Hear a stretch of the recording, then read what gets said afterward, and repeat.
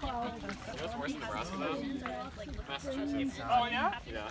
Hi, so we restored about 200 feet of shoreline here at Tomoka State Park. We had about 50 people, maybe more. We planted marsh grass, mangroves, and we deployed a bunch of oyster shellbacks. Yeah, we're hoping to restore this entire area, being able to bring more biodiversity and animals, being able to protect the shoreline. As you can see, it's completely devastated.